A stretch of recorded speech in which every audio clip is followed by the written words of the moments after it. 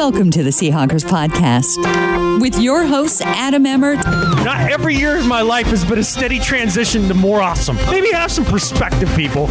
And Brandon Schultz. Now that they have Blitz for 6, there is no way the Patriots are going to win a Super Bowl. Thank you.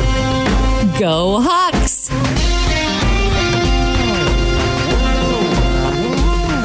This is the Seahawkers podcast. I'm Brandon Schultz, member of the Military Seahawkers, and joining me, Montana Seahawker and good buddy Adam Emmert. Yeah, I'm here today, but I'm not gonna lie. I am hung the catfish over. Oh, all right. Yeah. Is that why we don't do this on weekends usually? I don't normally go out on the weekends, but this is like the first time I've been out to the bar in probably like 3 months. Wow. And well, that'll do it. Yeah. 7 beers later, and I'm still struggling the next day. Well, you picked the wrong night because we've had just we've been holding off doing this show just after we have bad news after bad news. Russell Wilson has his nude photos hacked and put out on the web.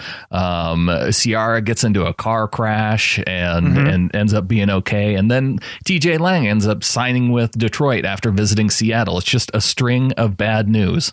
Right. And you wonder why I was drinking. Yeah, well, we didn't know about the Lang stuff until Sunday morning. Well, that was pre-rejection drinking.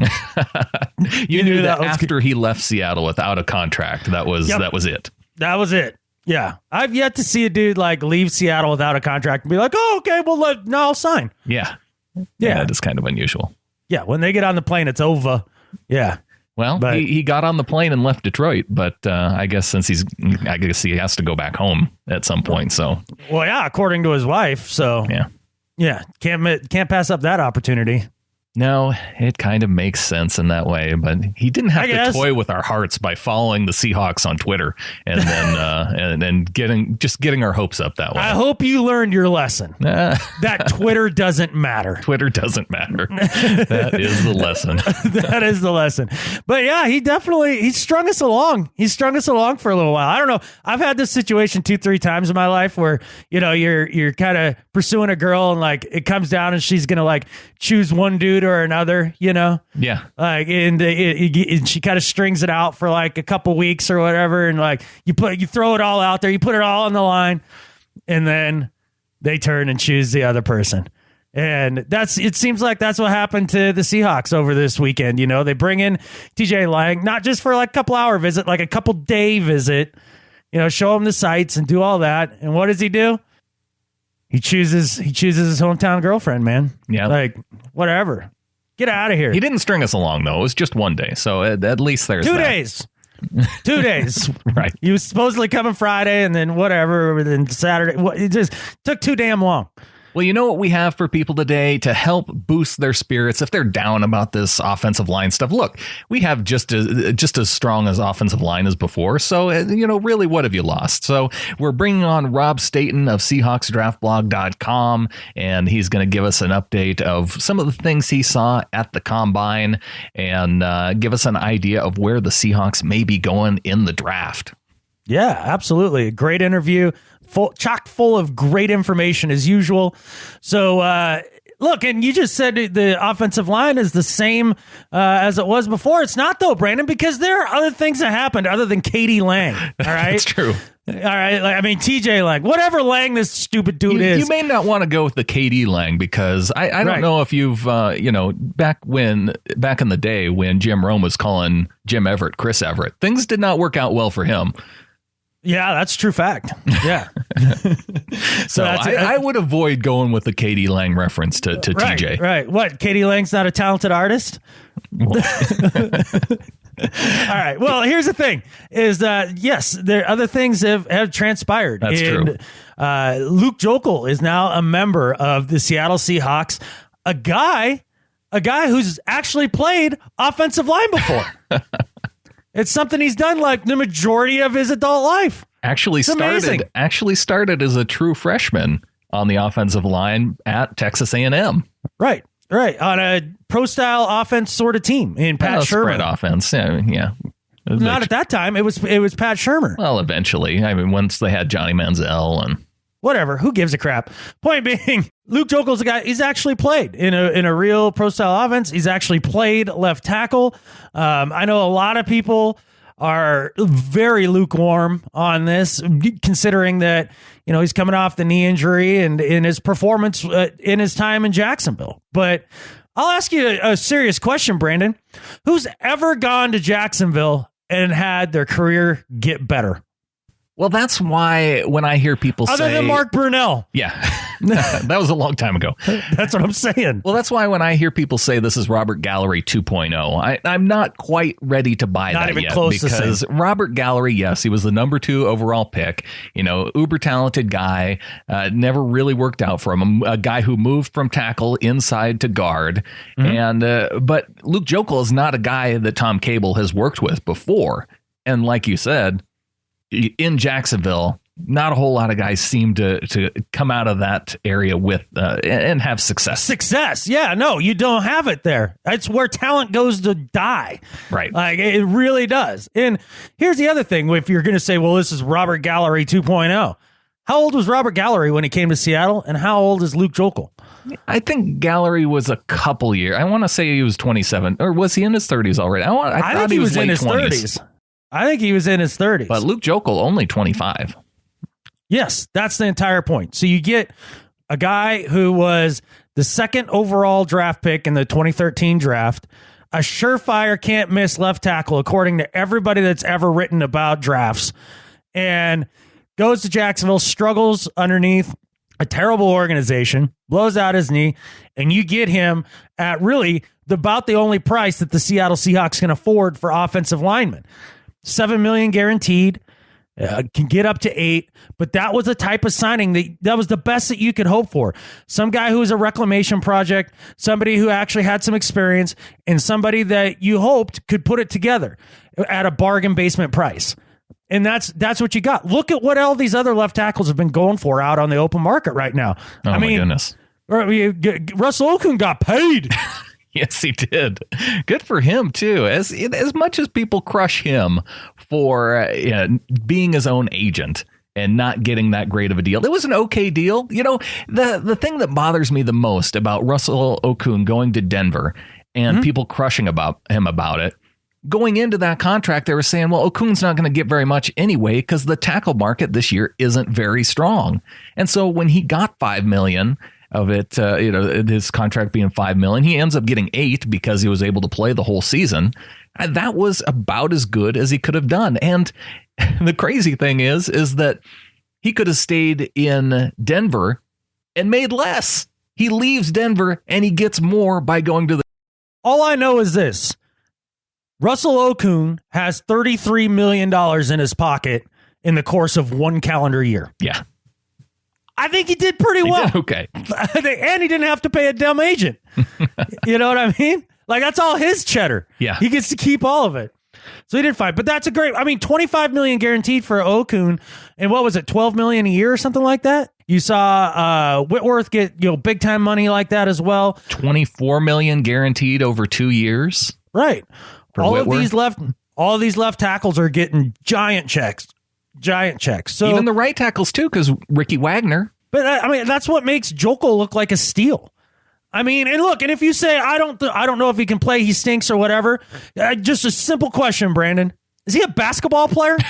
No, he's a real life left tackle. Like, he's played that position before. Right, has all the measurables, and just not but.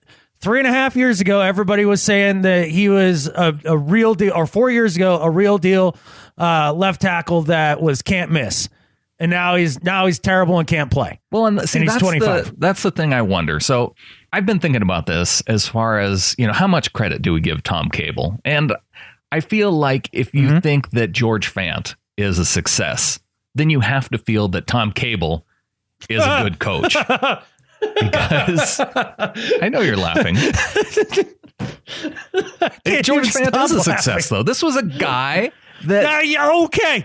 All right. He's a success. He's a success. You're a success in getting your catfish quarterback killed. Played the position.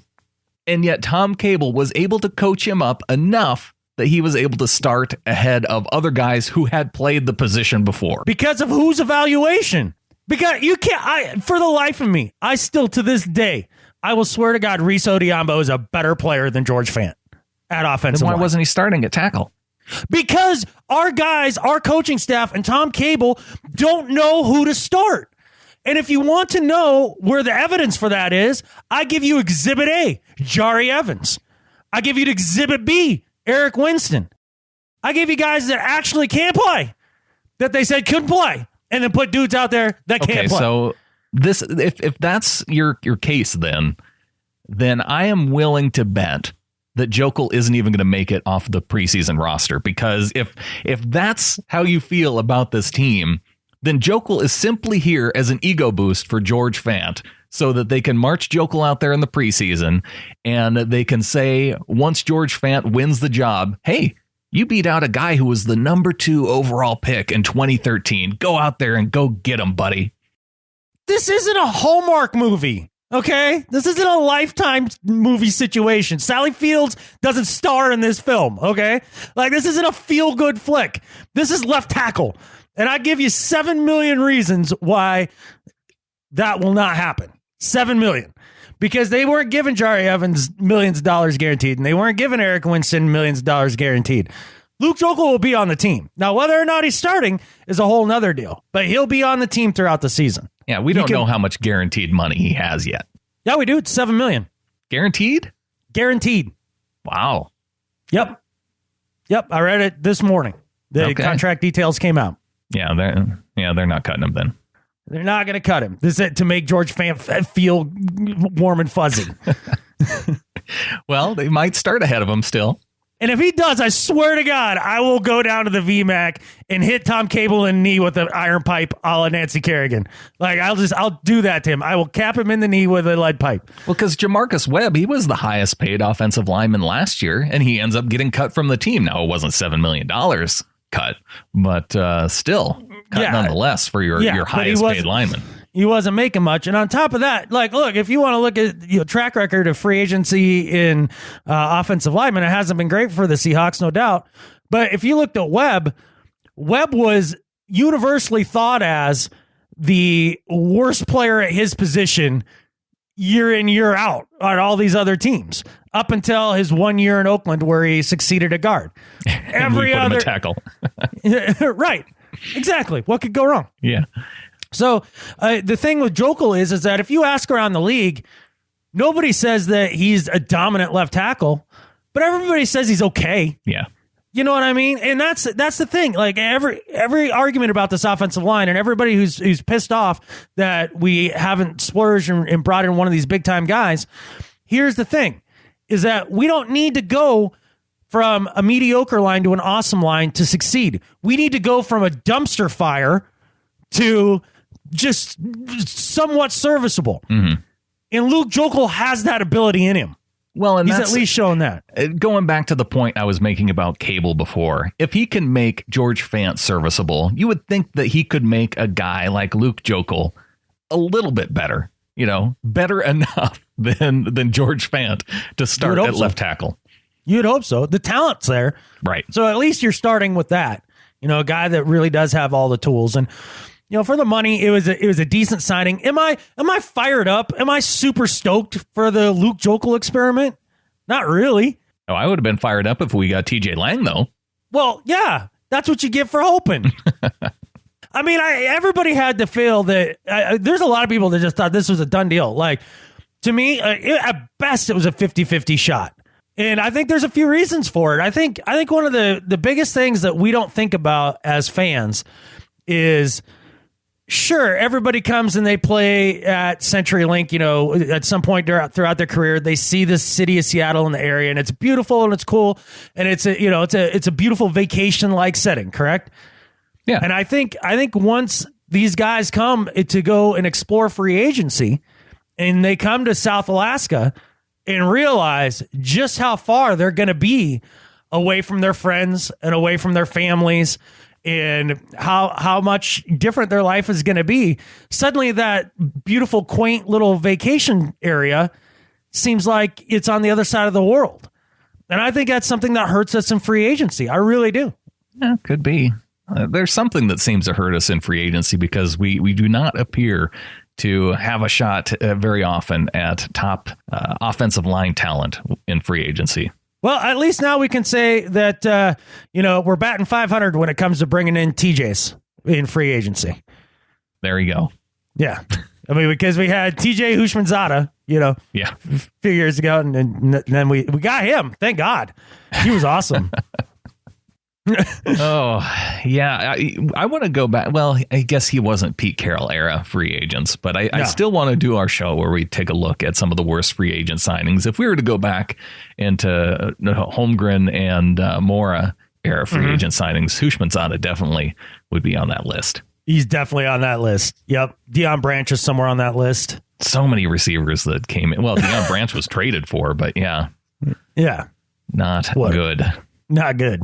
Well, while we're on the topic of offensive line, before the Luke Jokel signing, Gary Gilliam became the team's second highest paid offensive lineman just by getting the lowest restricted free agent tender. And so we talked a little bit about restricted free agents and whether or not the Seahawks would tender certain players and whether they wouldn't. And so we had guys like Brock Coyle become free agents because they didn't get a tender. Deshaun Shedd is now a free agent. He's out there. And you would expect or hope that the Seahawks would make some kind of an offer to him. But Gary Gilliam gets the lowest restricted free agent tender, and which gets him about $1.8 million in a contract. And after seeing some of the money being thrown around to the right tackles and left tackles, it almost makes you wonder if the Seahawks shouldn't have put a second round tender on Gilliam. He could be gone if, after the market settles down a little bit and other teams start looking around and go, oh, well, Gilliam's only making 1.8. Yeah, no. I mean, why, if you're any other team in the league, if you're one of the 31 other teams and you're looking for offensive linemen, why would you go to the team with the worst one, and pluck a player off of that? Why would you do that? There's no reason for it. Nobody's going to touch Gilliam.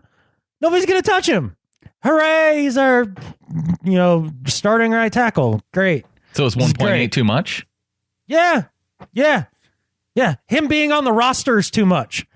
Instead of like Mike Remmers or somebody. Did you see what Mike Remmers got though? I didn't think it was that much. It was only like $7-8 million a year. Yeah, that's a lot. So you're going to pay TJ Lang how much? Yeah, I would much rather pay TJ Lang double that amount. Well, that's my point. You can't seem to. We just afford Luke Jokel for $7-8 million, and we couldn't afford Mike Remmers too for $7-8 million. Well, I'm sure you could have. It's whether or not you really want him. Yes, he plays actual offensive line. How do you look at any one of these dudes other than Fetty and Britt and be like, I want him on my team. I want him to be a starter. Yeah, well, I think so. Okay, let's talk about this TJ Lang thing because he does play right guard for the Packers, or he did play for the Packers at right guard last year. He's played other positions too. But you have to wonder if the Seahawks were looking at him as either right guard or right tackle or some other position. I think he's played all over the line due to injuries in Green Bay. So were they looking at that and maybe are the Seahawks considering moving Fetty out to right tackle? I don't know. I heard a pretty funny joke that was told on the Brock and Salk show by their little producer guy behind the glass. And basically they were like, okay, so you get, Jokel, who was playing guard before he this last year. Then you go out and you get TJ Lang, who's played guard. And then you got, Fetty, who's now a guard, and Glowinski, who's now a guard, and Britt, who used to be a guard. Like, they're just going after all the guards. Like, who do you play at tackle? And the guy was like, you don't play anybody at tackle. You just invent new positions. You have outside left guard, inside left guard, center guard, right inside guard, right outside guard. And you just go all guards. Like, maybe that's what their plan was. I don't know. That could be. I mean, maybe we'll draft some tight ends to play tackle. I think that maybe that makes sense. Why not? Who knows at this point? But on the flip side, Brandon, not spending money on TJ Lang, that saves you a bunch of cap space to go after a washed up over the hill running back. So that'll be sweet. Man, they are bringing on all the over-the-hill running backs. Although, well, one of them's not over the hill, but Murray? Right. We don't even know if he's good. Yeah. Latavius Murray coming from the Raiders, coming for a visit. Eddie Lacy from the Packers coming for a visit. Adrian Peterson from the Vikings, and Jamaal Charles from the Chiefs. Yeah, no, and no. Just none of those guys. Well, here's the thing. I can understand the thinking on this to a degree. Bringing in a veteran guy when you don't know if your guys in the position right now are going to be able to stay healthy. Like right. Bringing in Jamaal Charles as a potential guy who could fill in if CJ Prosise doesn't work out. If he can't make it through training camp without getting hurt, then Jamaal Charles kind of fills in nicely as that style of running back. Adrian Peterson, the big knock on him is that he doesn't really fit what the Seahawks have done in their system traditionally. How is that a true fact? Because he doesn't run well out of when the quarterback's out of shotgun, and the Seahawks tend to line up at shotgun more than other teams. So I guess maybe in the last year, but before that, it was all under center and Russell Wilson handing off to Marshawn and two backs. Yeah. So and that's a power running back. Right. And he doesn't fit this system. Go fly a kite. Well, that's why it would make sense to go. The Seahawks have shown that they can change their style and system based on the talent that they have. Right. So if Adrian Peterson would come in, then yes, maybe they would look at, having a solid fullback more so than they did last year, Or just put Adrian as a single back. He likes being in the one back center. Sure. Yeah. Yeah. Nothing wrong with that. Russell Wilson can do that. He's one of those real quarterbacks that can go and put his hands underneath a dude's butt and take a ball. Yeah, he can do that. He can do that. Especially when he's not hurt. So, yeah. And last year hurt a lot more. So being back in shotgun made a lot of sense for a lot of those games. Right. Exactly. So, yeah, I mean, it's just, I have no interest in any of these guys. I have none. And I understand you're like, well, for injury insurance and rah. All right. You got a whole draft and a whole undrafted free agent period to find the next Thomas Rawls in that group. Like I don't need to spend $1 of cap space on an aging running back. No, thank you. I want no part of that. I think part of the thinking in it too is that I think a lot of other teams are looking at the draft and as a spot. And so it's really bringing down the running back market. That's why a lot of these guys are still out there, even though it's a week past the initial tampering period where guys could talk to other teams. You didn't see any running backs get signed right away as soon as free agency started. So there's not a lot of interest out there for them. And you can see as guys are coming in to take visits, you don't have that chance of nobody's super excited about signing any of these guys. So it's going to bring the market down. And what do the Seahawks do? They value guys where they can get good value for them. Sure. I mean, I guess if they don't cost very much at all and they're not going to cause a stink, then fine. I mean, Jamaal Charles doesn't make it out of the preseason. So, I mean, that's just a waste of a roster spot for a young guy who could actually develop. You only guarantee his salary based on the number of games he played. That's not the problem. Incentivize some of these The money's contracts. not the problem. Is that he's taken up a roster spot then for a young guy that could be coming up and being a contributor. Now they bring in running backs all the time from, they have all those. George Farmer could come back.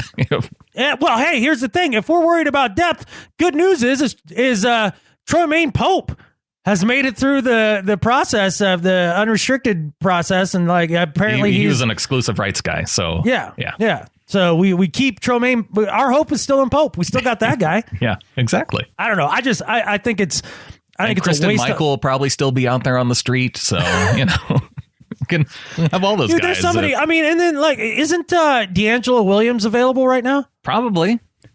You can get him for a quarter of AP money, and he's a better back right now. Yeah, and he's shown that he could stay relatively healthy backing up Le'Veon Bell. Yeah, he was great insurance. Yeah, and he fits that smash mouth, tough running style that Pete Carroll wants to desperately get back to.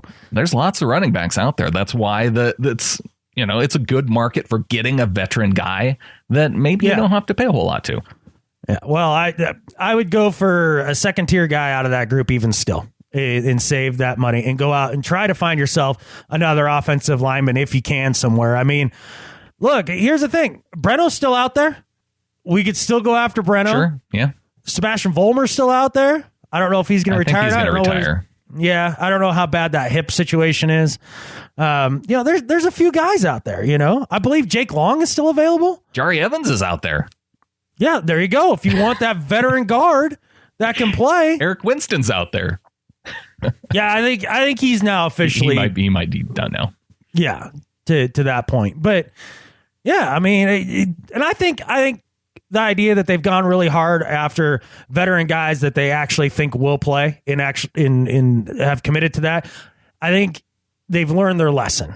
I really do. I from last year, after hearing John Schneider talk about it pre-combine, and people ask him, well, I mean, do you kind of regret getting rid of those dudes? And he's like, yeah, that, in hindsight, that wasn't good.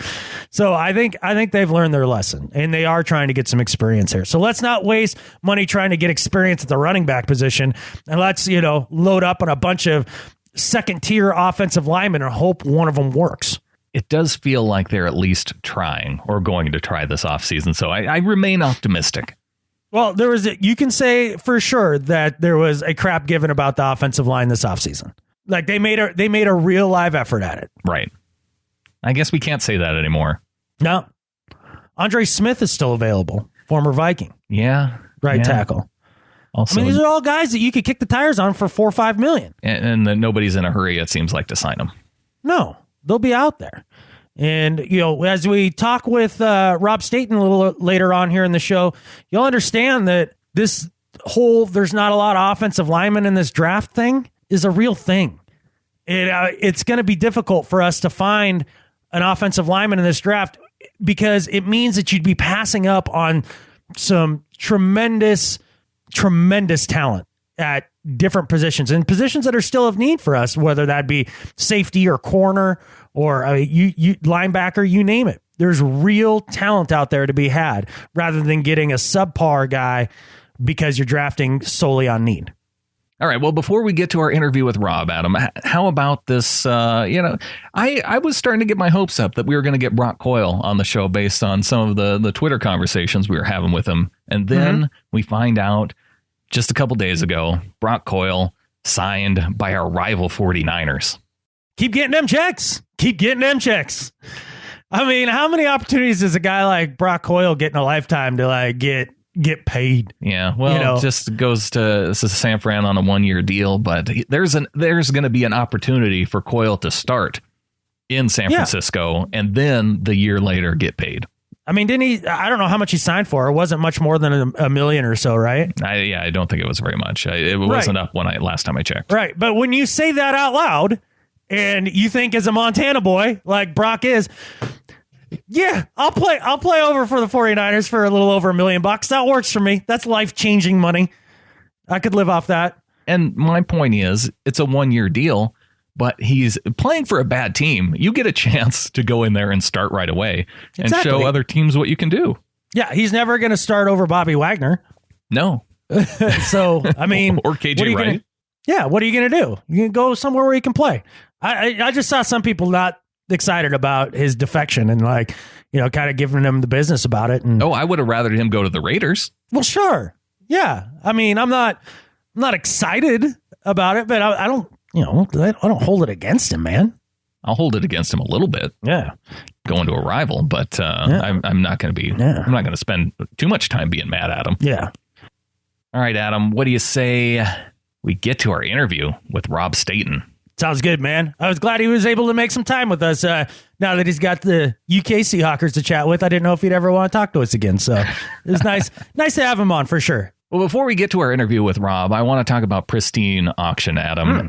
I'm pretty excited because I'm already looking forward to Pick'em League prizes. Yes. And I found one. I found a prize on Pristine Auction, a Pete Carroll autographed mini helmet. Oh, okay. Next show, I should be able to tell you how it looks and hopefully have it here and to be able to check it out. That's very cool. A lot of really cool items on their site, no doubt about it. Yeah, you can go to seahawkerspodcast.com/auction. I did that now, and I'm already looking down the list. It looks like there's a Walter Jones signed Seahawks throwback mini helmet, an Earl Thomas signed full-size speed helmet. That looks pretty good. Ooh. What's the bidding on that right now? That one's 3 days left. It's at $210. Really? For a full-size helmet autographed by number 29. Yeah. Okay, let's keep an eye on that one. And here's just 3 days out, a Cliff Averill signed Seahawks full-size speed helmet, $70. Wow, are you serious? Let's keep an eye on that Averill. too. Yeah. Keep an eye on that. Yeah, the housing commissioner, man. Go to Seahawkerspodcast.com/auction, and you can check out and see what they have in terms of Seahawks gear right through that link. And now let's welcome back Rob Staton of SeahawksDraftBlog.com. He's also the co-host of 3000 NFL Mock Draft. And this is the premier time of year to have Rob on to take a look at the Combine this last week and maybe what we can expect to see from the Seahawks coming up in the draft. Rob, welcome back. How you doing? Really good, guys. Thanks for having me on again, and really excited about this draft class. This is a really exciting draft that we're facing here. Lots of great options for the Seahawks, so it's going to be an exciting time. Lots of great options, but as I've heard from you, Rob, not a lot of great options on the offensive line, which to me, it feels like a lot of Seahawks fans that we recognize the point of need on the offensive line, and yet this sounds like a pretty weak offensive line class. Yeah, I mean, if you want to find solutions for the long-term future left tackle, or if you want to find even a right tackle, it's going to be really difficult in this draft. Not that I think necessarily the Seahawks want any more youth on their offensive line. That O-line was pretty green as it was a year ago. So adding more inexperience to it this year is probably not the best thing. I was quite encouraged listening to John Schneider say that they want to go and find some experience, maybe in free agency, just to give this line a bit of a boost. And that in fairness, there are sort of one or two interesting tackle options on the open market and a few interior guys too. So it wouldn't be a big surprise if the Seahawks find 2 or 3 veterans to provide some competition, to inject some quality as well into the offensive line. But this is definitely not going to be a draft where you come out of it with the Dallas Cowboys offensive line for the next 10 years. This is going to be a draft where maybe what you can do is set up the core of your defense for the next few years. You should be able to get a really good cornerback, a really good safety, and maybe a really good linebacker out of this class. And if the Seahawks can do that with some of their guys aging, and heading towards 30, they can hopefully set this up, this defense up, not just to be, great for another sort of 2, 3, 4 years, but maybe for another 6, 7, or 8. So, Rob, you said that the draft overall is kind of weak when it comes to offensive linemen, but I guess there's just a part of me that seems to believe that there's got to be a tackle in that draft who played tackle past, say, like the 8th grade, unlike George Fant, like maybe actually, played it some in college and has some experience. I mean, there's got to be a guy in this draft who's better than the worst left tackle in all of football. Well, you see, that's the interesting thing, because the 2 offensive tackles that are going to go in the first round are 2 guys who've played 1 year of college football. Garrett Bowles was a JUCO. He played at Snow College and was, like a 5-star recruit in the JUCOs, and went to Utah because he's an LDS Mormon. But he was being recruited by, Alabama and Auburn and all the big schools. So he went to Utah. And he's got 1 year of college experience, and it shows. He's not very strong. He's incredibly athletic, but he's not strong. So he's maybe going to take 6 to 7 weeks into the season before he's starting to see sort of the strength program really come to him, and he's going to look as good as he can be. And I think he's going to be a really good player, but he is 25 in May. And then the other guy is Ryan Ramczyk, who was at Wisconsin, who was another a guy. I don't think he was particularly interested in football at the start of his career. Quit the game, went away, decided he wanted to give it a crack after all. Went through some small schools, eventually getting an opportunity at Wisconsin, and he was a one and done player as well. So he's not particularly experienced. And if you actually look through the list of players, it's full of guys like this. So the Troy tackle, Antonio Garcia, not particularly experienced. Roderick Johnson is fairly experienced from Florida State, but has put 2 years of really mediocre tape out there, to the point where he was being projected as like a top 10 prospect a couple of years ago in the future, and may sort of go in the 2nd or 3rd round. So it really is as bad as advertised. And unless you want to sort of give Forrest Lamp a chance at Western Kentucky, he was the guy who actually started at left tackle when George Fant was there. If you actually want to give him a chance and see if he can provide an answer, well, you're going to do that with a guy who's got pretty short arms, is probably better served to kick inside, and he's still a Western Kentucky tackle. And I sense that maybe the Seahawks fans have had enough of those. I don't know. I love Lamp. I love him a lot. I think, everybody, they get hung up on this arm size thing. And it feels a lot like quarterbacks in the sense that, he's too short, he's too short. Well, his arms are too short, they're too short. I get the measurables to a degree, but I mean, Brandon, I think we had talked about it, like Lamp's arms were like just slightly under the ideal or something like that. Like, I mean, if he's got other skills and other things to make up for, one deficiency, I just don't see that as like just being a make or break thing for a player. But it seems like when a lot of these NFL scouts look at these guys that, if it's not, 33-inch arms, whatever the number is, that they all lose their little minds over. I don't think that's the ideal. I think that's actually the minimum, isn't it? Like the Seahawks don't have any guys with arms shorter than that, except for their backup center, right? So you got George Fant, who's got long arms, fantastic. That just means he flails like in a larger area while being a traffic cone. Like, I mean, I could give a crap about his arm length and whether or not he can freaking block. Like. I don't know. I mean, Rob, is this arm length thing? Is this really these long levers? Is this really a thing? I mean, is it that critical? It's an interesting point because there is one high-profile offensive tackle who was drafted really early in 2008, in Jake Long, who's got short arms. He had sub 33-inch arms. I think there's kind of a bogus report on Joe Thomas's arm length. I think he was actually reported to have really short arms as well, but I think that's not true. I think his arm length is actually pretty standard.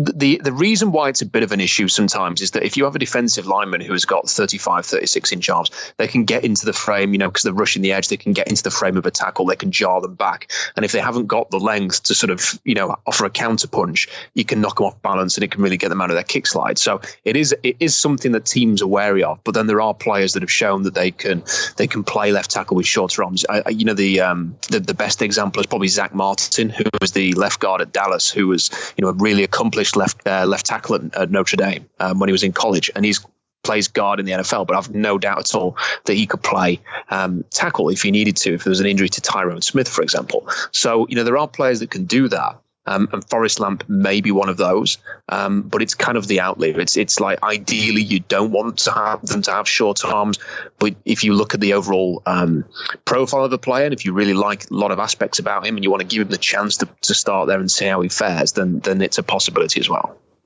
Now, one of the things we've talked about in the past with you, Rob, is your trench explosion formula. And judging by what you've seen out of the combine so far, maybe some of the pro day reports that are starting to come in, are those, because we've been able to determine, or you have been able to determine which types of guys the Seahawks like to look for. It was how you picked, or how you kind of forecasted Germain Ifedi going to the Seahawks last year. Are there any types of guys that we should be looking for this year on the offensive line that fit into that ideal trench explosion formula number? And maybe you could explain the trench explosion formula for some of the people who aren't familiar with it.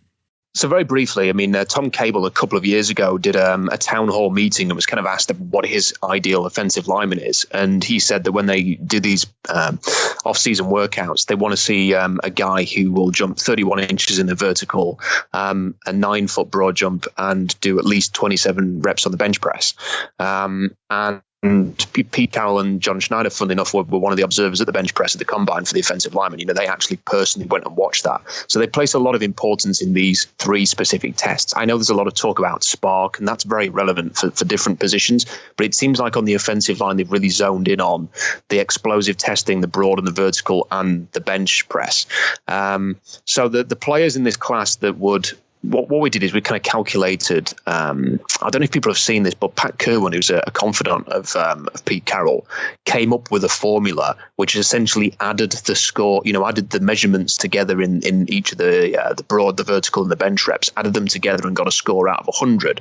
But the problem with his formula was it really didn't offer much in terms of the difference between, a good and a bad broad jump. So, for example, you would get 8.5 points for an 8.5 broad, and you'd only get 9 points for a 9 broad, and yet you're hitting one's an ideal and one's, significantly below the ideal. So we wanted to create a formula that was the better representative of the broad jump, essentially, that gave that more significance and an equal, if not more important footing compared to the other two tests. So we came up with this trench explosion formula. An ideal score is a 3.00. Anything above that is exceptional. We went back and looked at all of Seattle's previous draft picks, and they all reached this mark. Even Justin Britt, people wondered why they took Justin Britt. It gave us some clarity on that, that he was the only player left on the draft board who they could have taken who matched this formula. So it helps us pick a Fetty. The guys in this draft class, but there's only 3 that hit the 3.00, and then there's Isaac Asiata, who's the guard at Utah, who's like a 2.97. So he's one bench rep away. So we're going to include him as well. But Forrest Lamp, we talked about, he made it. Garrett Bowles, the left tackle at Utah, made it, and a guard from San Diego State called Nico Siragusa made it as well. So they're the 4 from the combine. We're going through the pro day circuit at the moment, and you will see players who weren't invited to the combine are going to test and are going to sort of hit this mark too. And there was a player earlier today, a Purdue guard called Jason King, who's a guard, and he did some drills at center as well, who reached the mark too. So we're going to keep adding names of possibilities that the Seahawks could look at. But I generally think that this is going to be quite a defensive-minded draft for the Seahawks, and what we're probably going to see is when free agency opens on Thursday and over the weekend, a lot of interest in the veteran offensive lineman, and I think we're probably going to see at least 2 signed in free agency, because this is generally not the year to go hunting for offensive linemen. Well, I'm glad we got that out of the way early then, so people can, if we go in, should we not be surprised if the first 3 rounds, the Seahawks have 5 picks in the first 3 rounds, if they don't pick an offensive lineman with one of those first 5 picks, would you be shocked?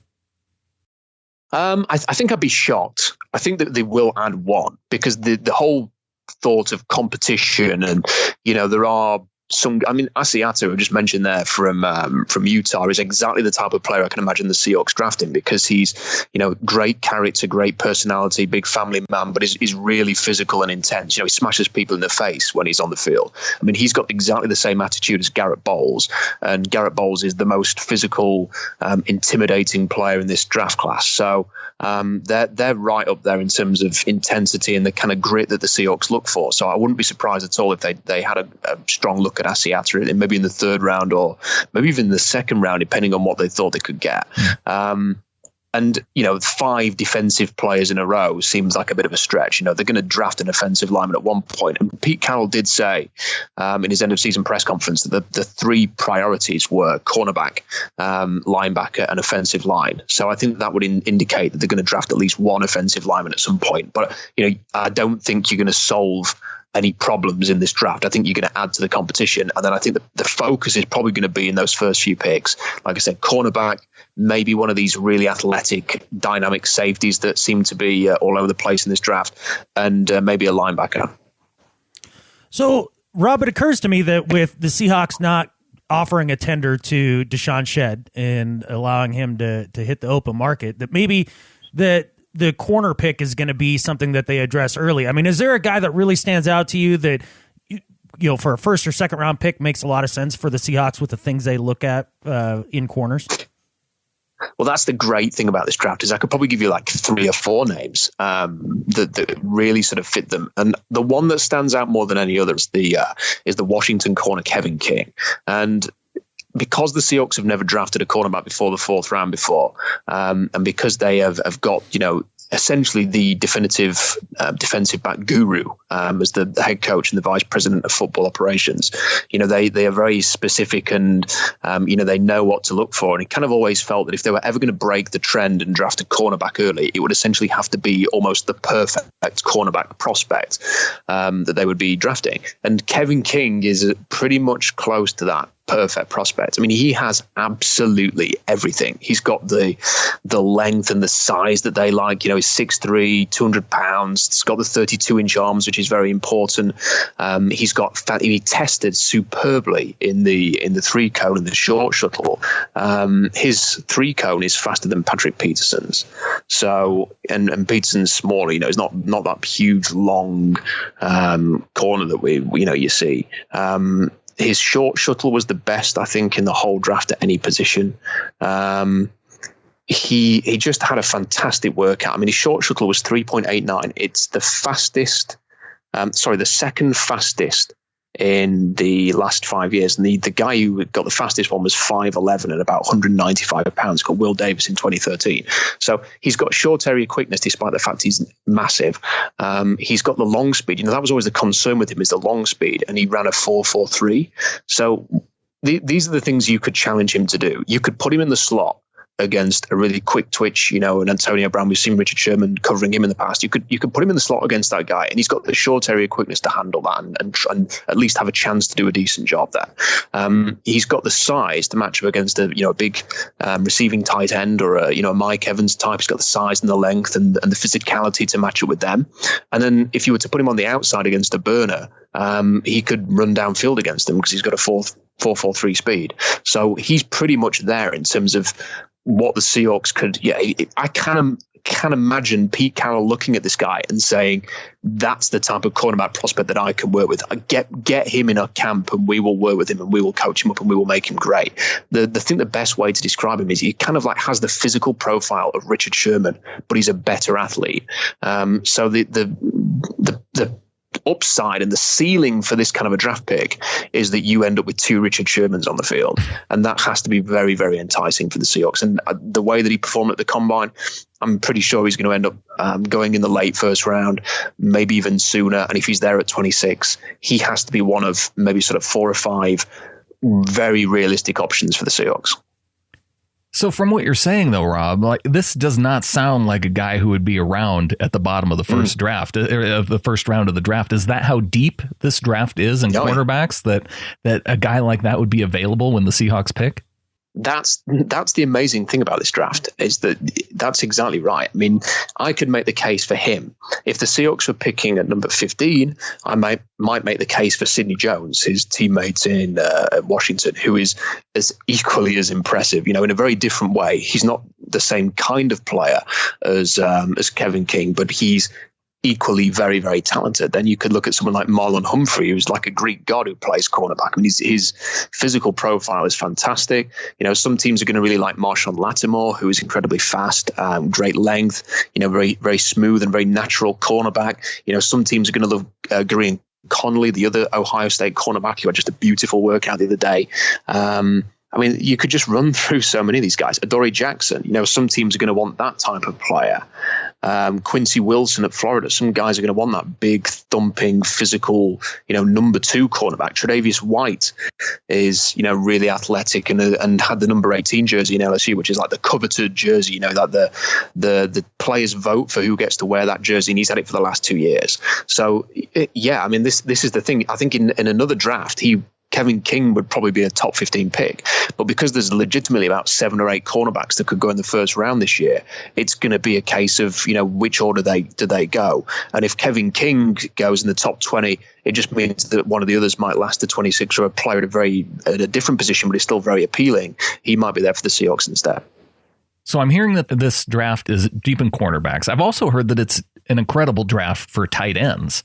Now, we didn't necessarily think that the Seahawks would go tight end as early as they did last draft. Do you see them in the first 3 rounds maybe going tight end again, with the idea that Jimmy Graham is on the last year of his contract, with the idea that Luke Wilson could be, he's a free agent, he could be signing with another team, and that would just leave the team with Nick Vannett? Would this be the year to get another tight end?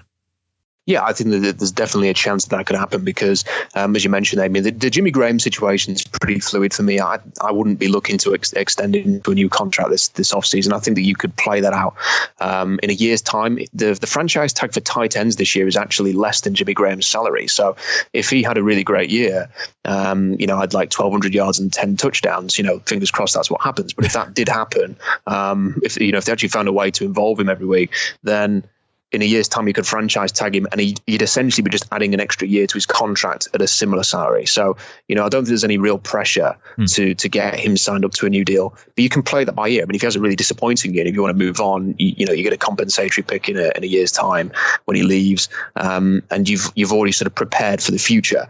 Luke Wilson, it's up in the air whether he's going to return, doesn't look particularly likely.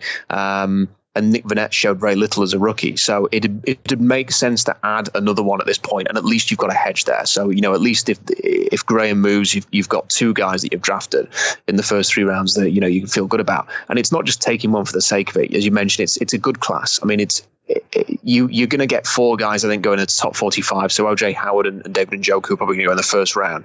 Bucky Hodges and Evan Engram are probably going to go in the top 45. And then you've got maybe sort of like 3 or 4 others that are going to go in the first 4 rounds. I think the one that might be the most interesting for Seattle is George Kittle at Iowa, who had a really, really good workout at the combine. Was a lot more explosive and fast than people thought. He compares favorably to Luke Wilson in terms of a physical profile, but he's also considered to be a really good blocker. And if you've come from Iowa, where they basically run the ball every single play, he's going to be sort of ingrained into that kind of system. So he will be very comfortable, I think, playing in an offense like Seattle's. Well, and that could also, with the idea that there aren't any tackles, maybe you get a guy who's, a bit better at blocking as a tight end that you can bring in. That sounds right to me. Yeah, any help you can get. Right. I did want to touch on one other position on offense. I know this is a defensive draft, but I'm having trouble, with some of these offensive guys just are exciting. And I think about the receiver from Clemson, Mike Williams, and the idea that he could potentially fall out of the first round based off of your what you've seen just out of the combine and what's been happening so far. Could he really slip to the second round? Again, I think this is the indicative of the draft, really. That and I kind of made this point when I did the mock draft after the combine, is that I put Mike Williams out to the first round, and if I did a second round, he would have been one of the first 2 or 3 picks in the second round. Mm-hmm.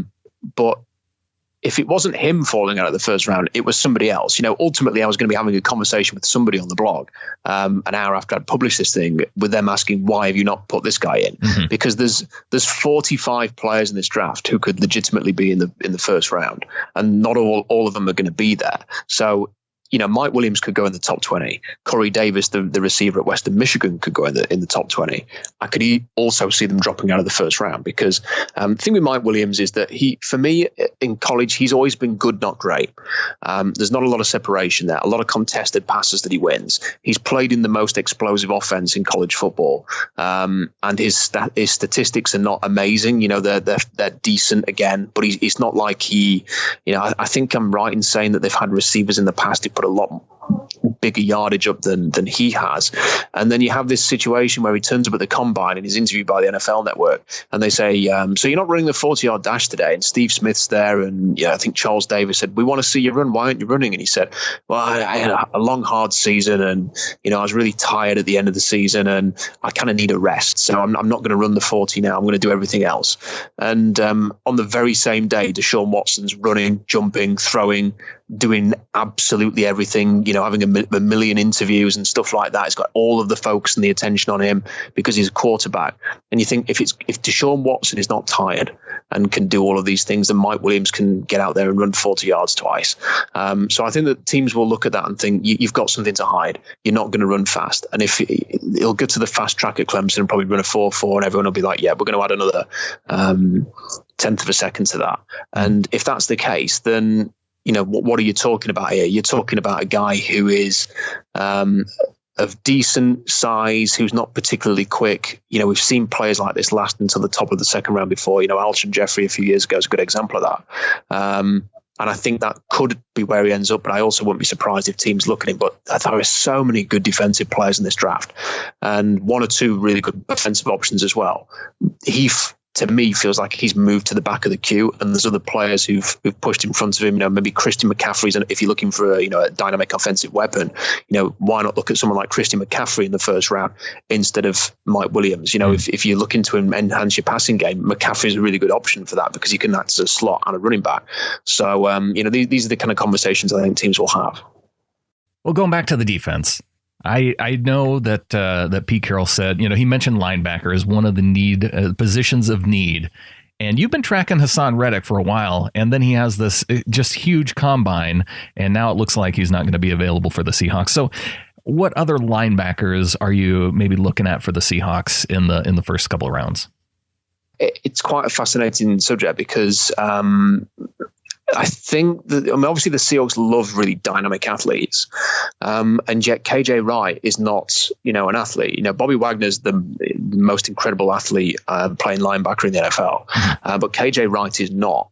KJ Wright's a bigger, longer type of guy and ran a 4.7. So it kind of makes me think. Yes, they love the super dynamic athlete like Hassan Reddick, but they would probably also consider the player with the mentality, the physicality, maybe some unique aspect like length, like KJ Wright has, who isn't a 4.4 runner or a 4.5 runner, but is just really solid. So for that reason, it makes me wonder whether Zach Cunningham Vanderbilt will still be an option for the Seahawks. And because he didn't run particularly well, maybe he falls into the sort of mid to late second round, and you can go get a guy like Zach Cunningham who would offer really nice depth. Jared Davis at Florida didn't work out at the combine because of an injury, and his kind of stock's all over the place because if you go on ESPN, Scouting, which is the Todd McShay vehicle, has him rated as the 61st best player in the draft. I know that Tony Pauline at Draft Analyst has him rated as a third round pick, and yet you read sources from Bob McGinn, who's at the Journal Sentinel in Wisconsin, and they're league sources saying this guy's not going to get out of the first round. So is Jared Davis going to be there for Seattle in the second round, or is he going to be off the board before they even pick at 26? It's hard to say. And then you could kind of go through. There's Vince Beagle at Wisconsin, Kendall Beckwith, who got injured right at the end of the season for LSU. Could be a steal on the third day. Alexander Loney at Florida, Jared Davis's teammate, could be an option for them. There are some intriguing players. Raekwon McMillan had a much better combine than anybody expected. So there are going to be options there for them. There was a guy at Jordan Evans at Oklahoma today who didn't get invited to the combine, who had a really nice workout. So whether it's the first, second, third, or maybe even day 3, that they should be able to add some young depth to the Mike and the Will, which seems to be what Pete Carroll wants to do. What about a guy like TJ Watt? I really like TJ Watt. The thing about TJ Watt is I think that he's going to be a Sam strong side linebacker. Mm-hmm. Yeah. The thing that Carroll talked about was he wasn't happy. The exact quote was, Bobby Wagner played too many snaps, 99% of the snaps. KJ Wright, 97, nearly 98% of the snaps. And that's not sustainable. If you want those two players playing for another 5 years, you need to take some of the pressure off them, especially if you're going to play 4-2-5, which Seattle did an awful lot last year because it's putting all of the pressure and the stress on them. Mm-hmm. They're just getting smacked around like a running back. So you need to find guys that are going to support them and switch with them. And TJ Watt's very much, a Sam. I don't think you'd ever play him inside. So they might well look for a Sam linebacker. This is the thing. This is a whole different conversation. The Seahawks ran nickel so often last year. Jeremy Lane played over 70% of the snaps, that they might be sort of moving on from the whole Sam linebacker concept, because if you play nickel and if they draft someone like Obi Melifonwu, for example, he's going to play as like a big nickel, and they're not even going to have a Sam on the field. But if they don't want to do that and they draft a cornerback outside instead, it's going to be harder maybe to find that big nickel unless they look at someone like Shalom Luani at Washington State or one of these other safeties maybe in the middle rounds, Josh Jones, for example, or somebody like that. Then they might have to go after a Sam linebacker. And TJ Watt is really, really good, fantastically explosive. I did a piece today, which I published, which, they've tried Cassius Marsh at strong side linebacker, and he physically is very, in terms of his size and his height, exactly the same as TJ Watt. Agility wise was the big thing for Cassius Marsh. Cassius Marsh ran like a 4.84 or something like that at his combine. But his agility testing was through the roof. Cassius Marsh is like one of the top 10 short shuttles in the last 10 years. It's ridiculous agility for his size. That's why the Seahawks loved him. And TJ Watt beat Cassius Marsh. He's much more agile. So, if Cassius Marsh was an option at the SAM, TJ Watt could be an option at the SAM. So I think there's every chance that he could be on their radar. And the guy loves football. The Seahawks don't just want athletes. They want guys who absolutely, are gritty, that love the game, that really want to get out there and smash people around. So, TJ Watt could definitely be an option for them. And for those people who aren't familiar with that last name Watt, his brother is JJ Watt, just to make it clear to people. So the gene pool is there with this guy. Yeah. Yeah, it's pretty good. And the dad actually is carrying a bit of weight these days. So if you ever saw JJ Watt and TJ Watt's dad, you would not believe that he had given, that he was related to them. But it's an incredible family. That they have there's a fullback for, I think it's the Chargers, is it, or one of the other teams in the league. The third brother plays in the league as well. So as a fullback, so there's three of them in the league. TJ Watt has got the exact same intensity as JJ and is really explosive. He kind of looks like, young Clay Matthews, but maybe a more agile version. So, I think whoever gets TJ Watt is going to get a young Clay Matthews, and that might be something the Seahawks look for. Another Sam linebacker option as well, who's really appealing, I think, is the Houston linebacker, Tyus Bowser, who is very similar to TJ Watt in terms of the testing. They tested very similarly at the combine. So I think either of those two could be an option, maybe in the second round. Well, Rob, I want to thank you for coming on. And before you go, I want to know, because I follow Seahawks Draft Blog like religiously at this time of year, but I'm kind of curious if there are any other, because I look at mock drafts, Rob, and especially after following your site, and I'll see certain mock drafts and I'll go, these guys don't even know what they're talking about when it comes to the Seahawks. Are there any mock drafts out there that you look at and guys that you look at and go, this guy at least knows what he's talking about when it comes to the Seahawks? Or are you it? Because that's a perfectly acceptable answer. Yeah, that would be my vote. He's it. Just ignore all the rest. No, I do look. I read nearly every one of the national ones, so I know that people will sort of be quite. I find Mel Kiper and Tom McShay really entertaining. I mean, if I don't take them too seriously. I really enjoy all of the stuff that they do because they talk about the draft, and there's a real passion for the draft there. And although they have very different opinions, that I think it's quite interesting insight. I will follow Daniel Jeremiah's mock drafts. Lance Zierlein's mock drafts are pretty interesting.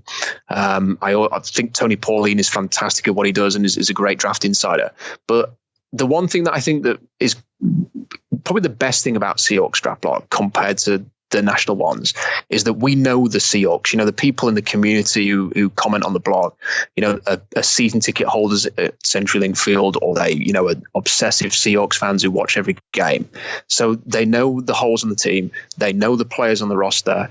They have listened to the press conferences. They've picked up the little nuggets that maybe Pete Carroll and John Schneider have said over the last few weeks. And we understand what they might go for. And I think the national media kind of just look at the Seahawks and think, offensive line. It's got to be offensive. They're going to take an offensive lineman, and it's just going to be whoever's there. And it's, you can't blame them for that. They've seen what we've all seen with the offensive line. If I was a Minnesota Vikings fan and was writing about that team, I'd probably put an offensive lineman in every single mock draft for the Seahawks, because that's what the perception is that that's the problem in Seattle. And yet, I just think it's just having that greater knowledge of the team and sort of where they are right now. It makes you think, actually, they're probably going to look at this differently. They're probably going to go with the O-line in free agency, get some experience. I think they're going to make a really interesting move on the offensive line. I think we're going to be impressed with one of the additions they make on the offensive line. I think it's going to be one of the bigger names. It's not going to be Jamarcus Webb or Bradley Sowell this year. I think they're going to do something that, is going to get people sitting out the seat and thinking, that's a good move. And that's going to free them up to look at the defense and bring some defensive guys in. And, I think that's probably the difference with it. And frequently I will get an email from somebody like a Tampa Bay fan who says, look, I follow the blog, even though it's a Seahawks blog. I find it very interesting, but you've got this pick wrong this week. We're not going to draft a safety in the first round. We're not going to draft a cornerback in the first round. I find that really useful because then, I'm not an expert about all the other 31 teams. So any kind of information that I get, and I do spend a bit of time, like looking at the forums and stuff like that, seeing what other fans are talking about. I know other fans of other teams, so I can sort of pick their brains a little bit and try and find out the direction that they're going. And I think with the national media, it kind of is really as simple as, Seahawks O-line, this team needs a quarterback, so we'll give them one.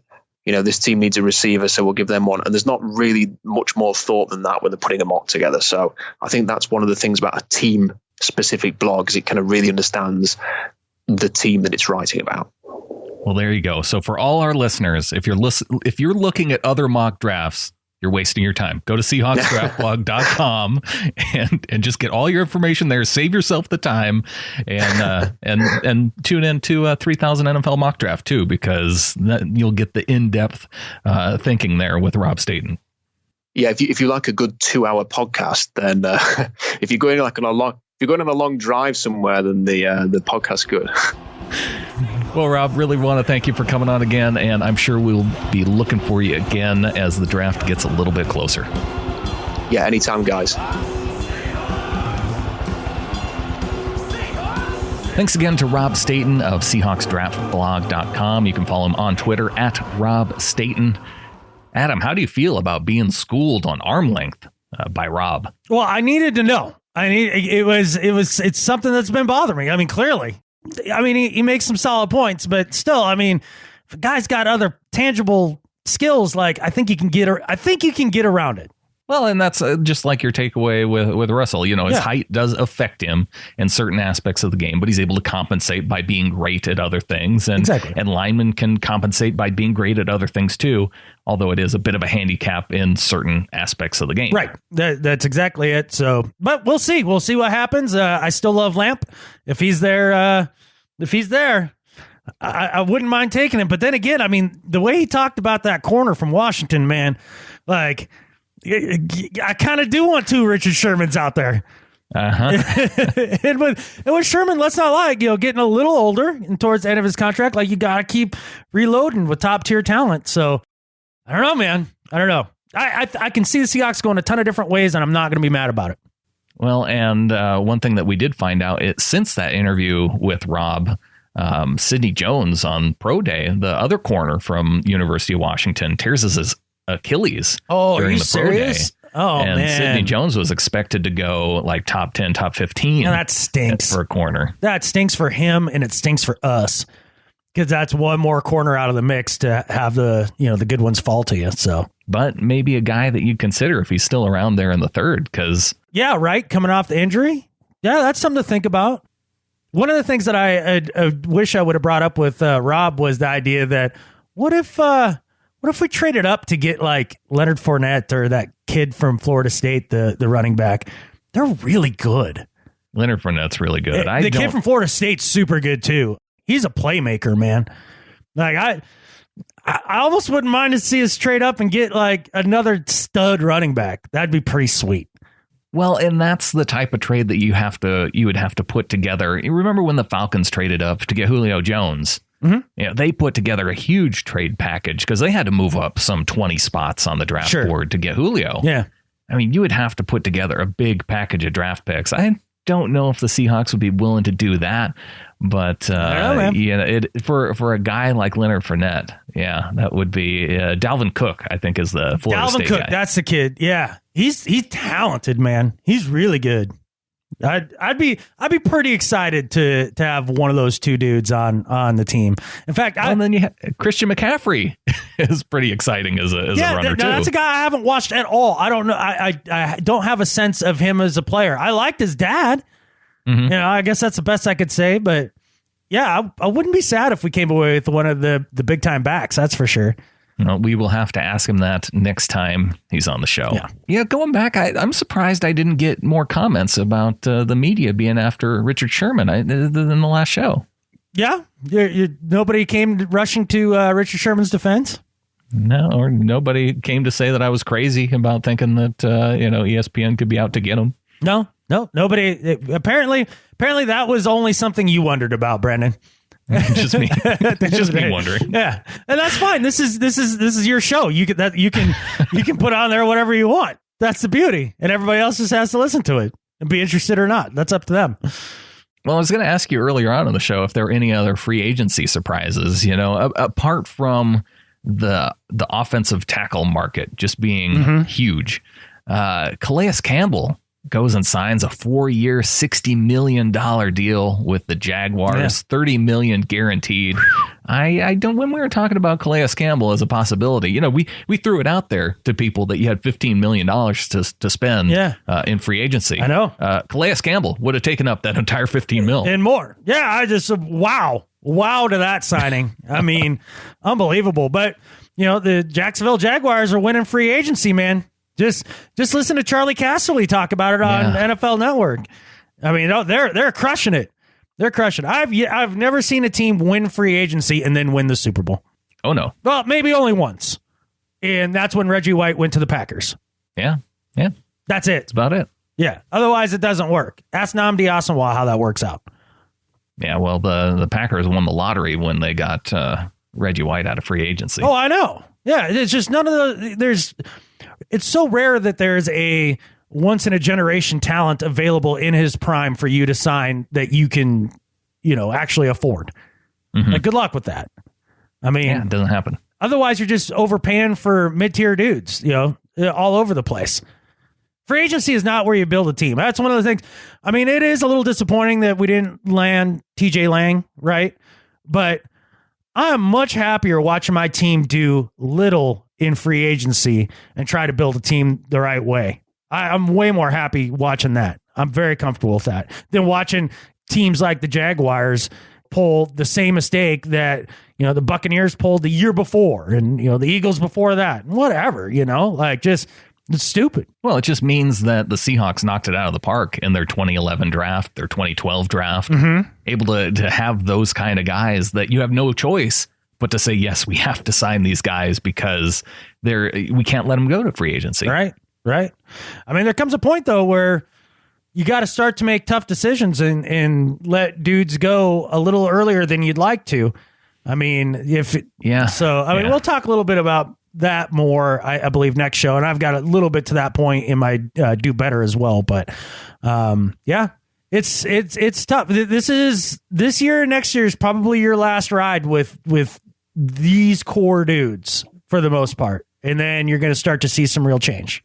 Yeah, it's not fun looking at the list of 2018 free agents. I'll tell you that much. Yeah, and you better hope that John Schneider's ready to knock a draft out of the park like he did, back in the day. I mean, because we're going to need another home run draft like that. Moving on, back to free agents. I threw it out there, give people $15 million to spend. Right. And got a couple emails here. First one here from John Davison. Says, okay, fellas, it's Thursday morning, and I'm waiting for 9 p.m. tonight, our time, for the circus to kick off. Apparently, there will be updates on Sky, our cable provider, so I will be tuning in to watch. I thought I would enter the $15 million game, but I learned one thing, and that it's really difficult being John Schneider. So he has gone up in my estimation. So, best player or need position? Well, we still have an open window and are not far off.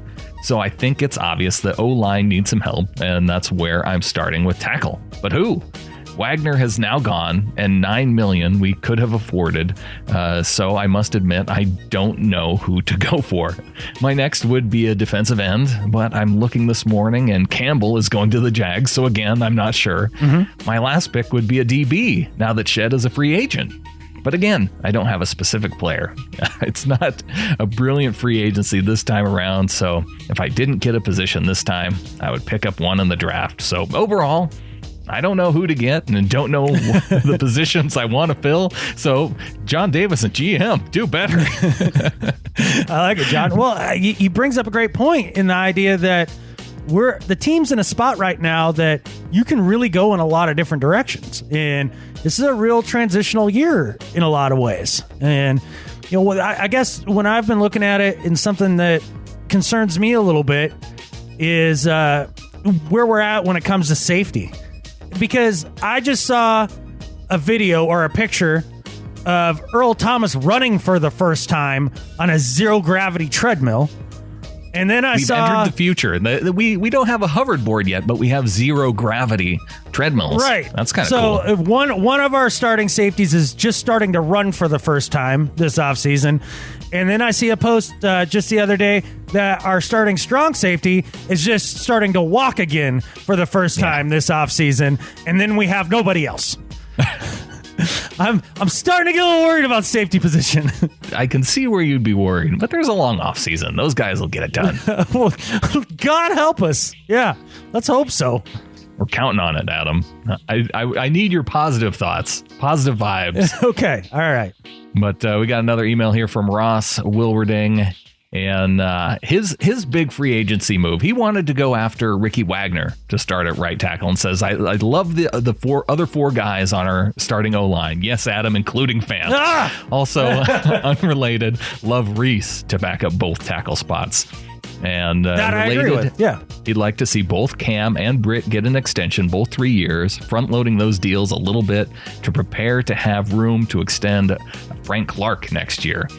And he says, if we pick up Wagner, I would like to see the Hawks' first 3 picks going toward adding to the defense, specifically the secondary. See, Ross feels your pain here too, and really love the idea of getting a third safety and playing more in big nickel. I like the idea of the big nickel. That was something that they talked a little bit about last offseason when they brought in Brandon Browner. I still think that that's a cool way to go in this day and age. But look, for everybody who really likes Fant, does the offseason dull people's brains? I love Ross, I do, but what do you not remember the Olay machine that was George Fant? Do I have to go back on NFL films and do a cut up of every whiff of George Fant from the year so that and put them back to back so everybody can remember? Do they have whiff amnesia? What has happened here? What has happened here? I don't understand it. He stinks. I think maybe the thinking is that, he had enough talent to make the jump to where he got to from the preseason. And if Russell only has to worry about one spot on the offensive line, right, that's where he knows the pressure's coming from. And he can find his way out of it. No, great. Yeah, that's good. Yeah, let's take it and be like, well, we'll go from a dumpster fire of an offensive line to, maybe just like a grease fire in your kitchen. Just a little, not quite as bad, a little smaller. The house is still burning down. The house is still burning down, but it's just you got a little more time to deal with it. Maybe the fire department can get there to help you. No, let's fix it all. God, no more Fant. He can stay. He can learn behind Luke Jokel for a year. That sounds real good to me. No, I like the idea of having him learn behind somebody for another year and assessing it after another year. Yes, I love the idea that he can develop. Absolutely. And potentially come in a backup role if need be. Right. But just right meow, he's not that guy. He's not a starting left tackle. That's the point that I'm trying to make about George Fant is that you can still consider what he did last year to be a success. That is still a really cool story.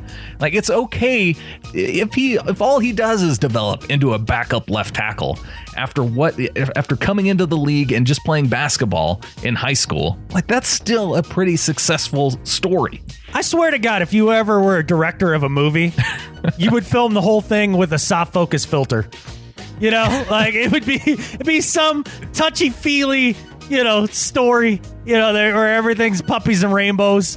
And there's Adam, Rudy is a great football movie, and all that guy did was actually make it on the field. Okay, so George Fant can be a much better story than that. That's why it was a good story. He couldn't play, and he got out there for a token play when it didn't matter. That's fine. He wasn't entrusted with this making sure that the franchise quarterback, the savior of your franchise, doesn't get smashed and dead behind your offensive line. That's when it's no longer a success. That's when it's DEFCON 4000. Okay. So remake Rudy and Rudy is like the starting cornerback opposite somebody who's really good, and then just have him get burned game after game, and your team goes into the dumpster. Is that how you'd like to see Rudy remade? Well, I mean, if you're going to make it and try to make it a parallel to the George Fant story, then yes, that's how you do it. Another email here from Brett in Sydney says, thanks, Adam and Brandon, for keeping the show fresh and interesting during the off season. Well, that's in nice response, to say. We just talked about remaking Rudy. In response to your question about which position is the priority for the Hawks this offseason, I am going to say the defensive line. The Hawks were just not as scary this year on defense. In previous years, they were a collective wrecking ball for offenses. But this year, they were just solid. This especially showed up in the playoff loss to Atlanta, but also against lesser-ranked teams like the Bills, where the Hawks were too easy to score against. The O-line is still a massive concern for the Hawks. It's in its current state. I think the Hawks should definitely consider kicking the tires on the budget price unrestricted free agent Adam Emmert to see if he can help out an offensive tackle. Hey, there would be your feel-good story, Brandon, right there. But I can hear the movie trailer already in my head, Brandon, you know. Nobody thought that a middle-aged white man from Montana could go from basic poverty to NFL stardom at left tackle. Follow us on his amazing journey. It would have to be for long snapper. Yes. I think I could make a run at long snapper. Yeah. I could, because I can snap a ball and get dumped on my ass. Like, I can do that. And you could be in there for your token preseason play. Yeah, exactly. That's what we need. If they're not going to invite me to the stupid journalist combine, then I want a token snap at long snapper. Final email here from Eric in Anchorage. Says, hey guys, greetings from Anchorage, Alaska. I just want to thank you guys for making the offseason suck less. As far as offensive needs, I think maybe we could try putting George Fant in at guard and move Ifedi to right tackle. I agree with Adam that Forrest Lamp is a cool name, and he was one of the players I already picture on this team. And closes it by saying, you guys should do a podcast with Norbcam. He's one of the few Seahawks YouTubers. P.S. You guys rock and are both better at life than Skip Bayless. Well, thanks, dude. We've talked to Norb before. Yeah. And we'll probably talk to him again, probably coming up in May, because that's generally when he and others put together a little Seahawks deal.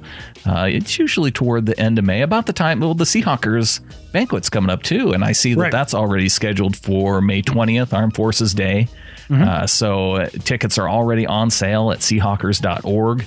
And $41 gets you a ticket to the Seahawkers banquet. It's all you can eat food buffet and lots of Seahawks fans. And then I think Norb and those guys usually schedule an event, because it was either right before or right after the banquet last year, because we hit both in the same weekend.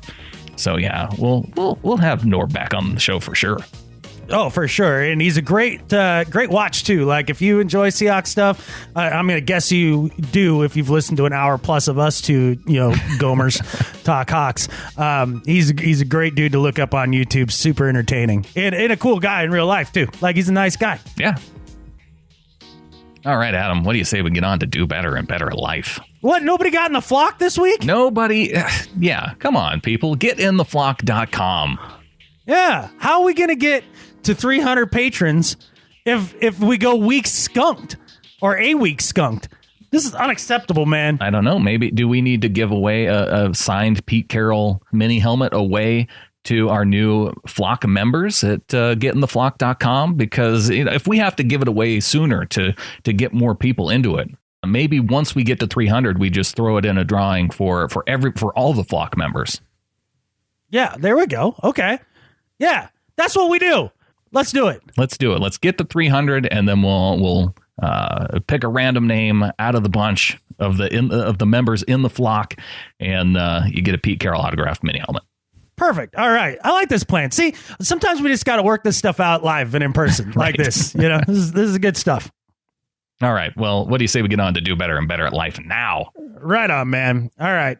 I'm actually I'm writing the DCH a little note. He had the thing on the Ring of Honor. He was asking, so no show this week since we didn't sign TJ Lang. And so I'm writing him a message as we speak right now, let him know that I'm about to do a do better right now.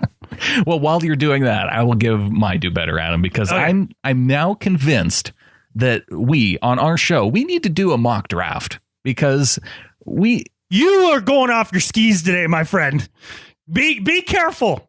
we need to be sure that we do something crazy so we can get in the news. And so let's put together a mock draft and have one of the top quarterbacks fall into the Seahawks so they can take them, because Sure. why wouldn't they? I went on USA Today, and actually this popped up in my alerts because, I'm always on the lookout for some good Pete Prisco news. Well, USA Today, Luke Easterling. Here's the headline. Okay. 2017 NFL mock draft. Jets pull a big surprise at quarterback. Oh, wow. It's a USA Today article by Luke Easterling reporting on Pete Prisco of CBS Sports, reporting on his mock draft. Apparently, the Jets picked up a Pete Prisco mocks a quarterback to the Jets in the draft, and it's newsworthy enough for USA Today and Luke Easterling to do a story on this. What's your next step, USA Today? Are you going to report on fantasy football games? And an incredible point swing. Bauchika came back from 70 points down after Drew Brees and Odell Beckham combined for 72 fantasy points. We've reached out to the loser every day. I'm rustling for comment, but they did not return our calls in time for the report. That's what's next. This is a problem. Just the headline. Jets make it. What was it? Jets make a surprise. Yeah, Jets pull a big surprise at quarterback. No, the Jets didn't pull catfish. Okay, Pete Prisco decided that the Jets, in his mind, ought to take some quarterback on the board. That's so stupid. It's so stupid. It's a news story about somebody's imagination. Right. Well, fan-freaking-tastic. So USA Today, Luke Easterling, for this nonsense, do better. That is literally fake news. Literally. It's literally fake news. It's fake news about fake news. Well, no, it's real. It's an attempt at real news about fake news. That's what it is. Trying to make something that is imaginary a real story. Yeah. And this story, this is why they do it. This story has been shared 330 times. That's 330 times. Those are 330 dumb people. Those are dumb people. Unless they're sharing it to say to their friends, look how dumb this article is. That could be the case. All right, so 315. 315. That's just unbelievable. Yeah. Okay. Well, my do better this week, Brandon. That was a good do better by you, by the way. Oh, thanks. Yeah, that was really good. My do better this week is for anybody that is a GM in this league, and they're sitting at their office at their desk, and the caller ID pops up and the phone rings, and it's Bill Belichick of the New England Patriots. My do better is for any GM that answers the damn phone. Just hang up. What are you doing? Yeah, just lift it up and set it right back down. Just click as fast as possible. If it's Boston area code, just don't answer. Yeah. If it's Bill Belichick, do not listen to him for 2 seconds, because he obviously puts a spell on people and gets them to do something stupid that helps out the Patriots for no reason whatsoever. I don't understand it. The latest is 2 trades that just happened here since the start of free agency. The first being the New England Patriots trade their second-round pick to the Carolina Panthers for Coney Ely, defensive end, who's talented. Guy's got talent. Yeah, he's up and down, but he's not bad. Yeah, he's pretty good. I mean, if you told me today that we ended up with Ely in this deal, I'm excited about that deal. So they trade their second round, the Patriots do, to the Panthers for Coney Ely and their third round pick, the Panthers' third round pick, which when you think about it, the Panthers finished terribly last year. They pick really high in the third round. The Patriots, I don't know, won the freaking Super Bowl, and so are picking last in the second round. The difference is like 10 maybe spots? 10 spots? Maybe. So basically, the Patriots get Coney Ely just for the privilege of picking, 10 10 spots later in the draft. Yeah, that's it. Whoop-de-doo, they got Coney Ely for free. Don't answer the phone. How did you get talked into that? I can't understand that for life. Oh, well, thanks, Bill. I guess I get a second rounder instead of a third instead of doing the math. I can't figure it out for the life of me. Yeah. But he's not the only dumbass in this situation. All right. Bill Belichick also gives the New Orleans Saints a call. Bring. What's up, Sean Payton? Yeah, who's your best receiver? We could really use one of those. Oh, cool. Well, what can I do to help, Bill? Well, why don't you send me Brandon Cooks for our first and first and a third, and you give us back a fourth too. Yeah. Yeah. So basically, they give up their first round pick, which again was the last catfish pick in the first round. It's basically a second round pick to get Brandon Cooks, who's a young, talented receiver.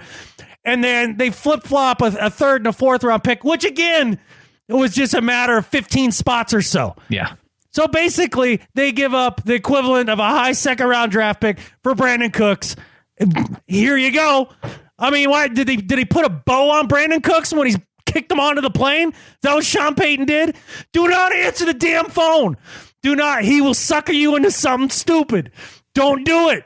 It's a bad idea. Does Bill Belichick have like those sirens like that sailors hear? Like when they pick up the phone, it's like, what am I hearing in the background? Is it some siren song? Yeah, and they can't turn away. They can't turn away, and they have to help the Patriots at that point. Oh yeah, we know you just won a Super Bowl, but how can we help make you better? I think it's even different than that. I think he uses the dark side of the Force, much like Obi-Wan used to do. Like, I mean, but obviously from the good side, it'd be like, these are not the droids you were looking for. Yeah. And like, dude's like, oh, these are totally not the droids that we're looking for. I think that's what Bill Belichick does. He calls up and says, Coney Ely's not the defensive end that you want. He's like, you're right. Coney Ely's not the defensive end that I want. How can I get him to you, Bill? Like, seriously. Just don't do it. So, for any GM who picks up the phone when Bill Belichick calls, do better. Stop helping them. Just put a block on the 617 area code. Just tell your secretary, don't allow calls from the 617 to come through. No, it's going to end badly for you. Stop helping them. All right, on to Better at Life. And my Better at Life this week is for Michael Bennett. News came out this week that Bennett plans to donate his entire 2017 endorsement money. All the money he gets from his endorsements, that money's going to charity. And it's pretty cool, the types of charities that he is planning on giving to as well. His endorsements money, it's going to be going to science, technology, engineering, arts, and math, and cool. Programs in minority communities. And half of the money that he gets from the sale of his number 72 jersey. So in addition to his endorsement money going to science type programs in minority communities, the proceeds, half of the proceeds from his Seahawks jerseys are going toward inner city garden projects, because he's been endorsing, making sure right nutrition and access to healthy foods and that sort of thing. We know Michael Bennett's into that, so that's where his jersey money's going. So for Michael Bennett, I mean, and he said he was inspired by Chance the Rapper, who donated $1 million to Chicago Public Schools. Chance the Rapper? I don't know, but he was inspired by him. All right. It's not, who he is not important. The important thing is that he inspired Michael Bennett to do good things. And for that, Michael Bennett, Better at Life than Skip Bayless. Those are all cool things he's giving his money to, no doubt. Like, really cool stuff. But I only have one question, Brandon. This is the same guy that was catfish all last year about not getting enough money. And now he's giving it all away? He didn't have enough money to give away, clearly. Yeah, well, if he was into charity and helping people out, he could have helped out Russell Wilson in his health by maybe not demanding a bunch of new money so that, I don't know, maybe we could pay a couple big-time offensive linemen. I'm just saying. If you're feeling real charitable.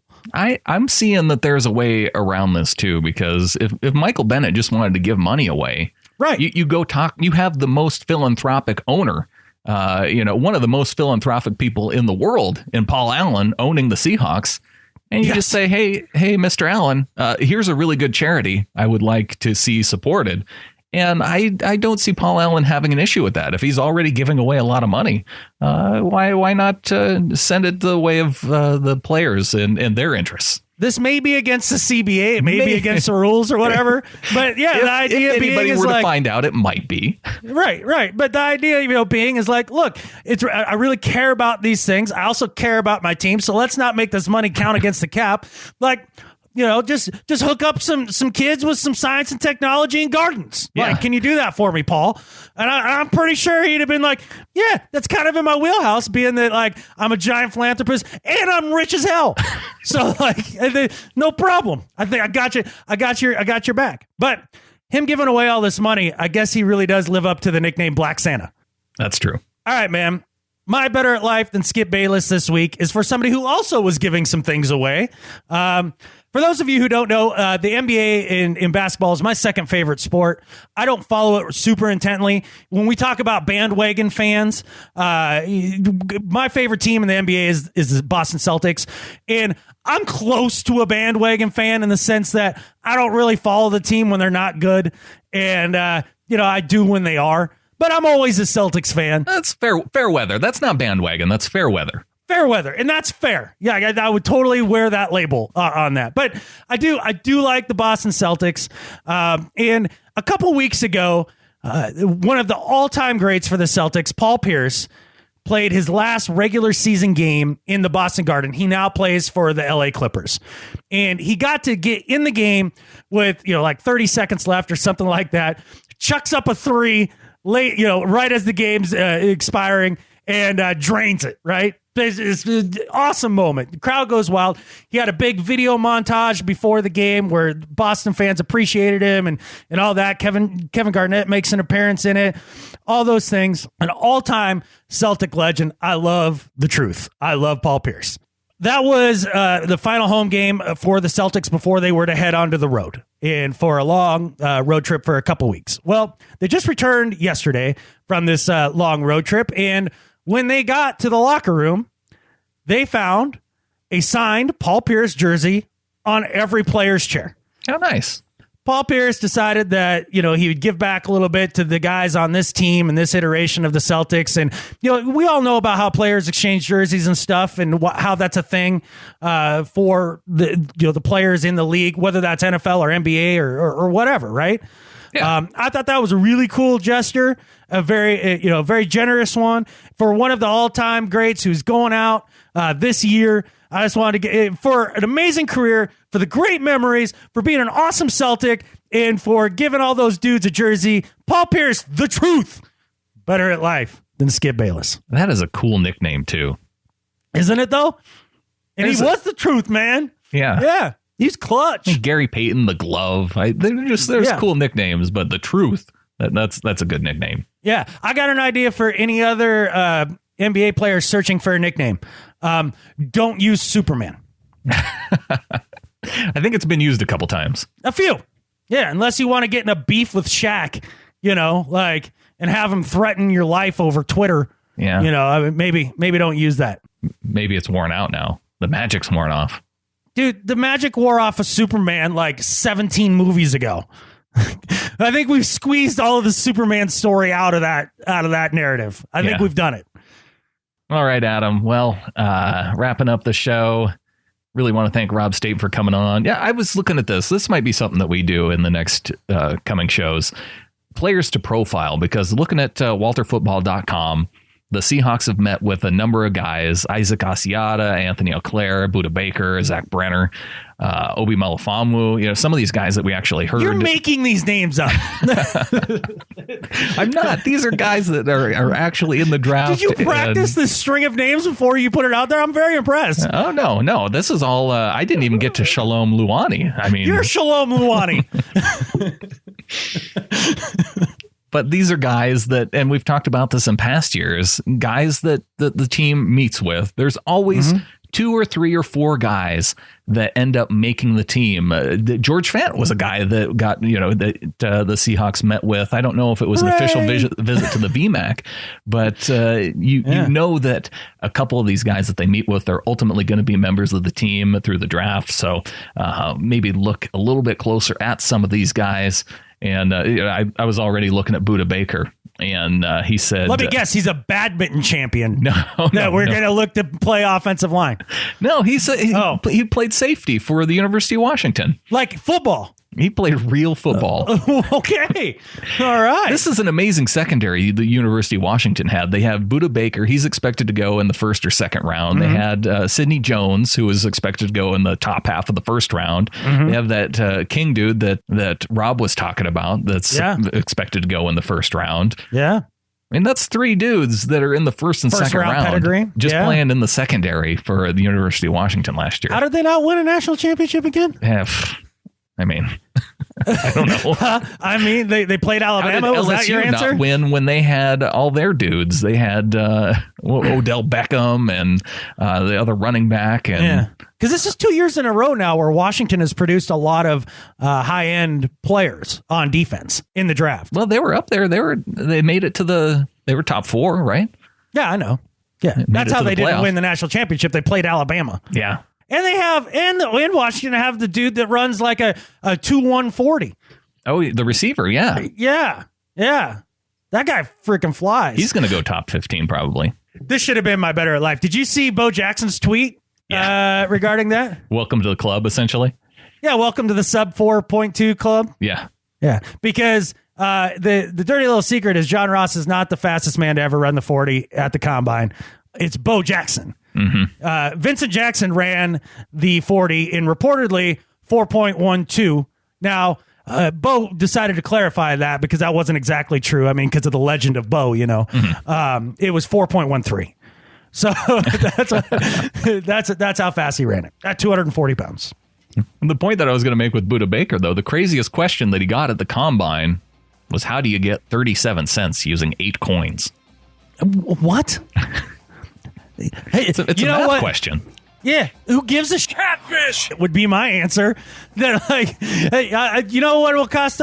When it's 37 cents, I swipe my card and it comes out of my bank account, and I look at what's left. Yeah. Yeah. Well, see, there you go. You're old school. Like, you should know math. And just like a kid coming out these days, it doesn't matter. There's a reason why I got into journalism. And that was my major. Because I can't do math. I'm horrible at the math. Clearly.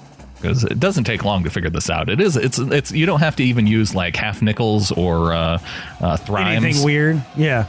That's cool. Is it a bunch of nickels? Mostly nickels, but also a couple pennies and a dime. But okay. There you go. But, yeah. Plus, I'm hungover. Don't make me do math right now. I'm sorry. I apologize. Jesus. It's not the time. No. Well, Adam, good show this week. What do you say we get on out of here? Sounds good, man. With that, there's only one thing left to say. Go Hawks. Screw math. Go Hawks.